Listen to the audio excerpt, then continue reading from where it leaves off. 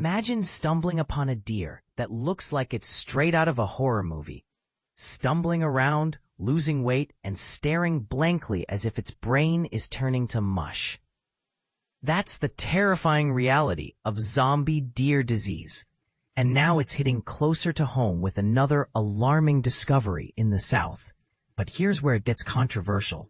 Could this be more than just a natural outbreak? And is the fear overblown or a genuine threat to wildlife and potentially even us? Stick around because this story dives deep into a disease that's spreading like wildfire across the U.S. And there's a twist most people miss that might just change how you view your next hike in the woods. The Florida Fish and Wildlife Conservation Commission, FWC, has just uncovered its second instance of chronic wasting disease, CWD, a killer ailment with a perfect track record of fatality in deer populations. Picture this: no cures, no vaccines, and once it strikes, it's game over. This latest find comes hot on the heels of the first case reported in 2025 by neighboring Georgia, marking the Sunshine State as the 36th in the nation to battle this sinister prion-based plague, as classified by experts at the University of Minnesota. But wait, why is it called a prion disease? For beginners, prions are tiny, misfolded proteins that act like infectious agents, self-replicating and causing irreversible damage to the brain. Think of them as tiny troublemakers that force healthy proteins to twist into something harmful, leading to a neurodegenerative nightmare. And this is the part most people miss. While it starts invisibly, animals infected can spread it through simple contact or by contaminating their environment, making containment a real challenge. Key takeaways: the Florida Fish and Wildlife Conservation Commission has verified a second occurrence of chronic wasting disease. The impacted deer was located in Holmes County, right near the Georgia border. CWD proves lethal in 100% of deer cases, with no available cures or preventive shots. Related, Florida has activated an emergency disease response plan to tackle this threat head-on. Image credits: Pedro Lastra Unsplash, https unsplash.com/photos/selective focus of brown deer lying on green grass during daytime, FODMGPE2 KG0.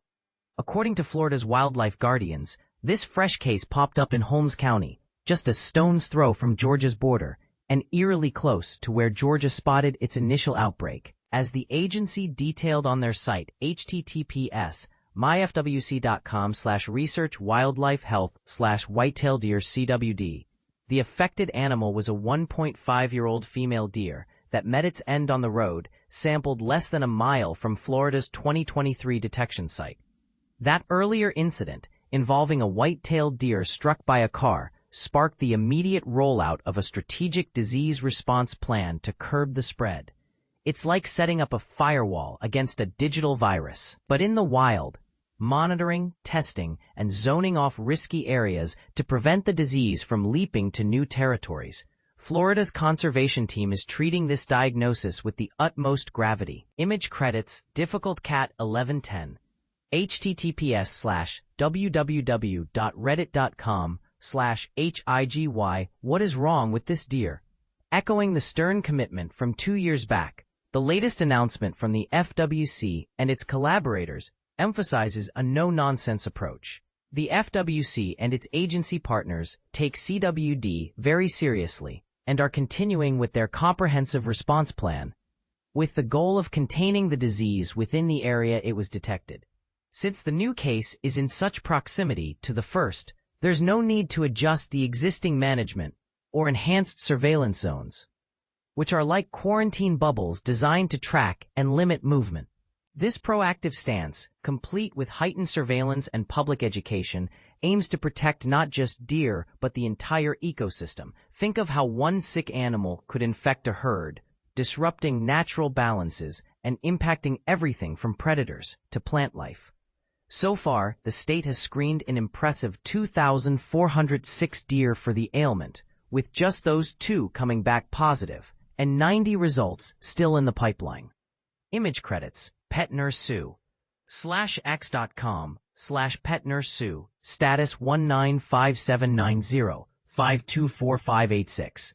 As outlined on the official government portal, Florida has ramped up testing efforts, examining a total of 2,406 deer to date. Out of these, only 2 have tested positive for CWD, while another 90 samples are awaiting final analysis. This rigorous process helps build a clearer picture of the disease's reach, allowing authorities to map hotspots and predict potential expansions. For anyone new to this, imagine it's like a public health detective story, collecting samples from roadkill or hunted animals to catch the disease early before it spirals out of control. Health professionals strongly recommend avoiding consumption of meat from infected creatures, warning that it might trigger conditions akin to mad cow disease. Image credits: Poverty Bay Hunt, x.com/povertybayhunt, at Erica Akristani, at /www.tiktok.com/Erica Akristani. I had no clue what was wrong with it, but apparently it's cutaneous fibromas that are caused by a virus specific to deer and aren't usually harmful to them, but Lord, it looks painful.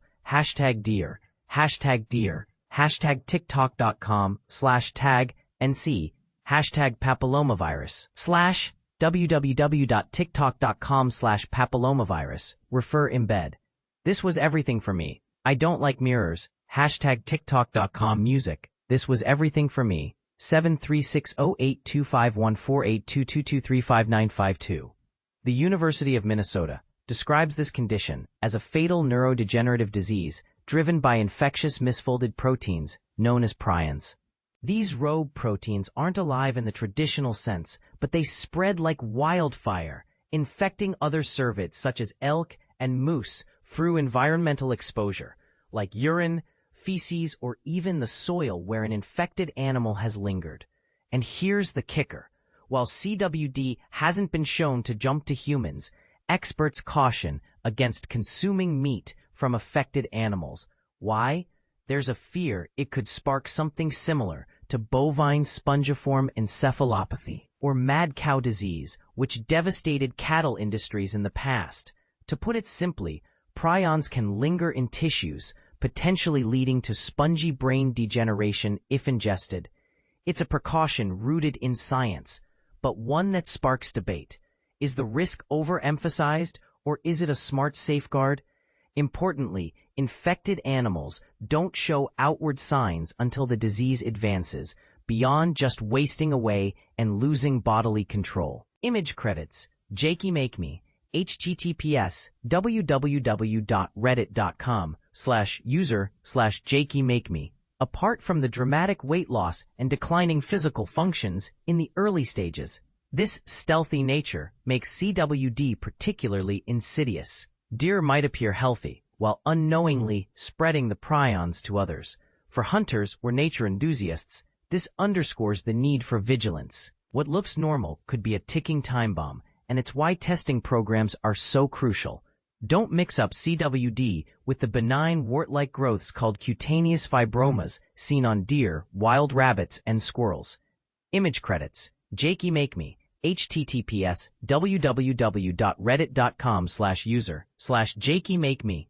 Social media buzz has exploded around this outbreak, with one user quipping eating a zombie deer is 100% safer than anything you buy in your local grocery stores. The term zombie deer originally referred to cervids sporting large, unsightly warts on their skin, caused by cutaneous fibromas. These are viral infections specific to deer, rabbits, and squirrels, and while they look gruesome, often protruding and painful, they're generally harmless to the animals themselves. Death only occurs if the growths hinder eating, foraging, or escaping threats. But lately, the nickname has been slapped onto CWD victims too, blurring the lines and causing confusion. And this is where controversy brews. Is labeling these animals zombies sensationalizing a serious issue, or does it help raise awareness? For instance, if a lab accidentally engineered something like this, as some speculate post-COVID, could it be an unintended consequence of human meddling? The zombie deer label applies to both animals with cutaneous fibromas and, increasingly, those afflicted with CWD. Image credits: Jakey Make Me, www.reddit.com/user/JakeyMakeMe. What on earth is a zombie deer? Puzzled one online poster, scratching their head at the term tied to these orty creatures. Another replied, mistakenly equating it, kinda like mad cow, but only for deer and their kin. As one explained, the moniker comes from symptoms like weight loss, uncoordinated movements, drooling, and a blank stare as brains turn spongy. It doesn't imply the animal is undead, just slowly deteriorating toward the end.